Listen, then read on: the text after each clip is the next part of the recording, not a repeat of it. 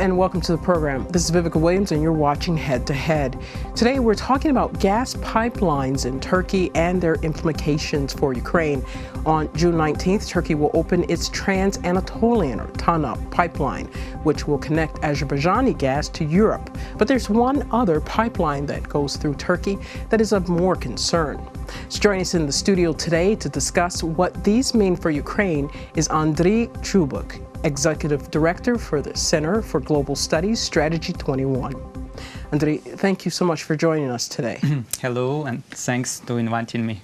Well, let's talk first about what these two pipelines will mean for Ukraine. So I know with the TANAP, initially it's supposed to move 16 billion cubic meters of gas and eventually over the years go up to roughly 30 billion cubic meters of gas. But what about this other pipeline that's of more concern? I would start with the matter that TANAP is a pipeline which was proposed many years ago, but under another name, Nabucco. Yes, I remember that one should bring much more gas to European market, as TANAP is able to do according to current conditions, because so far 6 BCM will be for Turkey, for internal market, and only 10 are supposed to gain to the border with Greek and then cross the border, and with other pipeline called Trans-Adriatic Pipeline, TAP, will be then cross Greek, Albania Sea, Adriatic Sea, and go to Italian market. So actually, instead of more than 30 BCM annually supposed to be brought through Nabucco, now Southern Europe will have at least 10. Anyway, it's also good because it's a very first attempt, very first success in that particular region. Russia has blocked with all possible efforts and all possible pipelines going with alternative gas to European markets. Yeah, now we see that despite all the efforts, first attempt will be done, and hopefully this gas will reach European market and make more competition at that particular southeast part of Europe.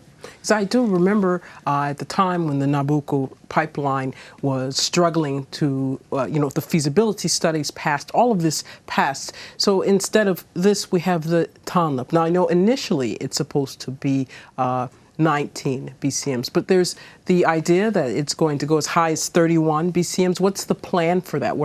How long are they looking for that to happen? I would say that Nabucco was planned as big European pipe.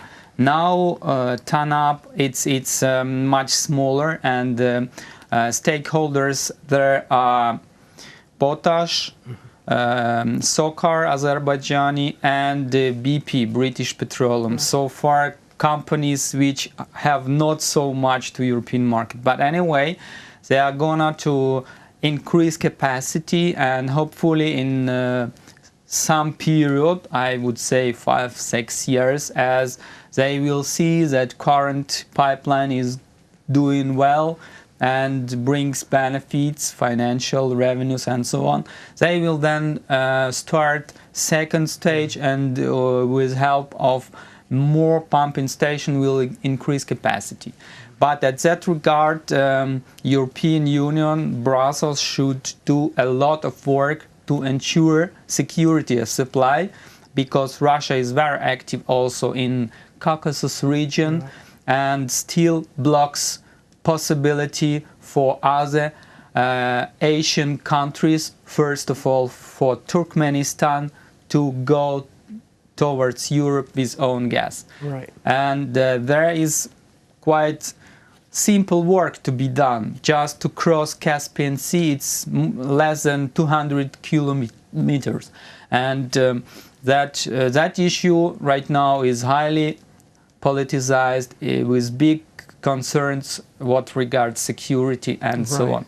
Yeah, that's been an issue on the table for more than 10 years now with the pipeline through the Caspian Sea. Do you see that a lot of this has been, well, of course, a lot of this has been from Russia really trying to prevent development, and now it has the Nord Stream 2, which goes through the Baltic Sea, which is a much more daring undertaking and less economically, financially sustainable. Sure, Russia builds this gas infrastructure to deliver gas to different markets, first of all, taking in mind political, geopolitical and geostrategical meanings, not purely economic benefits. Right. It should be noted also that nearly all pipelines are operated by companies which are in Switzerland, so they are located in Switzerland, go under jurisdiction of Swiss law and have very untransparent ownership structure. Right. In that regard, Russia and basically Kremlin, Putin and heads of Gazprom have the possibility to take some money and then bribe European politicians, journalists, top managers, etc. That's a matter that is much more important for Putin and his regime as purely gaining some benefits in financial terms. And for the second pipeline, so as we talked a bit, was that the TANAP is not as much of a issue for Ukraine, if we're talking in terms of what affects Ukraine. But there's a second pipeline that's in the works, or that started working, that is an issue for Ukraine. I would say that TANAP, in certain reason, can perhaps even help Ukraine because at that southeast part of Europe will be more gas, and hopefully through Romania and through Bulgaria, and preliminary talks are already in place, Ukraine can have some gas imported from that direction. And contrary, Russian Turk Stream is a pipeline which with the first line recently announced as being completed, and with second pipeline just agreed to be built in next period of like in 1 year. That means that Turkey will receive 15 BCM of gas annually. It means that exactly after this gas will go through the sea, it means minus 15 BCM through Ukraine, because we still transit this gas through our territory towards Romania and Bulgaria, and then crossing also border with Turkey for the Turkish market. It means we will have minus in our revenues. That's first issue. Second issue, that next line of proposed Turk Stream will go then to the border with Greek, and then potentially will have its place in this Trans-Adriatic pipeline, competing with Azeri gas, and because Russia will potentially have more gas, it will have dominant position and can then rule and divide at that particular pipeline as well. So, and this is kind of the same case as it is with Nord Stream, but this one's already in effect. Yes, unfortunately, we observe that even European Commission has very weak position and don't want to touch hardly Gazprom. The very recent case with antitrust investigation just completed, and according to announcements, Gazprom will be not punished. There will be only a few obligations for him to cover some demand in that part of Europe which is not connected properly so far. It means that European Commission has just said, well, please Gazprom, do our work and be so kind, bring gas for affordable prices to those markets in Central Europe which are not still properly supplied from alternative sources. So but it's a funny story. Because this is a big change. This is a very big change from a couple of years ago where the EU was very strong about breaking up this type of monopoly of supply and delivery. Yes, yeah, you're absolutely right. And for many years, Gazprom was faced with a threat to be punished with like up to 10 billion euro. And now, so soft decision, it's very suspicious. Because it's a very big, a dramatic change from what the line had been for so long. So yes, sure. Together with a position of Germany, very pro-Russian in terms of Nord Stream, we see that Russian Kremlin attempts to divide and rule in Europe are quite successful. It means that Germany from one side and European Commission in hands of DG competition, that's two instruments which play in favor of Russia and in favor of Gazprom so far, bringing more and more splits to European unity and solidarity. Mm-hmm. And let's turn to Ukraine. So what has been an issue for Ukraine for years, for decades, has been with its gas transit system and with the revenue it receives from this. So it would seem that Ukraine has had years to prepare for the possibility that it will not be a major transit country. So what has the country been doing with its strategy to become more focused on other areas for revenue, as well as to become more self-reliant? Now, we know that Ukraine has indeed done much to lower its consumption. But what are the things that you've seen that the country's been doing to try to alleviate its reliance on gas transit revenue?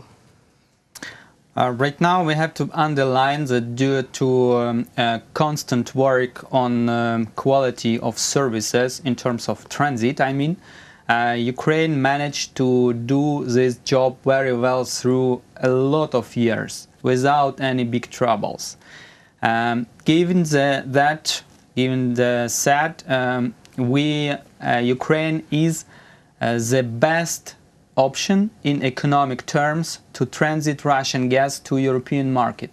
It's cheap, safe, and quite fast and very flexible.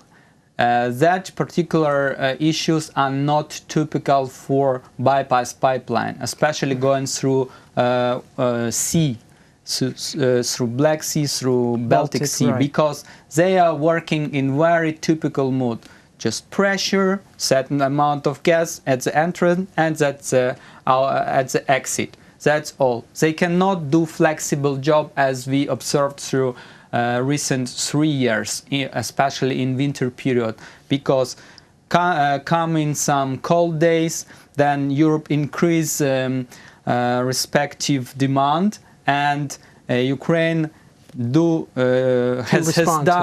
done all the jobs, meaning once it's 100 million cubic meters per day, next day 160. It's huge difference, and we've done it very well.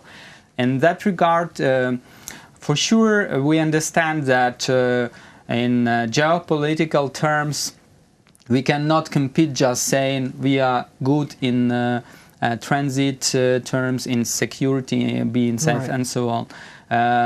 For sure, on the table are a lot of money, and those money, as I said, are not very much transparent. And now many Europeans are ready and would like to have this money. So they decide, taking not into consideration, right, middle and long-term perspective, unfortunately. Surely Ukraine is doing a lot of work to become self-sufficient. It's a very promising program of increasing internal gas production, and it has already first results. Recent year we observed increase in gas production even by state-owned companies, what was not the case for many years. This year companies are working under the most favorable conditions ever had in that sector. So we would say this option is well developed and will bring the fruits. Unfortunately, we should do a lot also in terms of energy efficiency and bringing our consumption to the lowest possible level. But taking into consideration that we need to go on with economic development. It means that, first of all, housing stock should be rebuilt and modernized as fast as possible. And in that direction, state should work, private investors should work, and owners of multi-flat houses and individual houses should also work. Okay. Well, thank you so much for giving us this insight today in the current and the prospects for what's going on with gas. Thank you. And today we spoke with Andrii Chubyk, Executive Director for the Center for Global Studies Strategy 21. Thank you for joining us.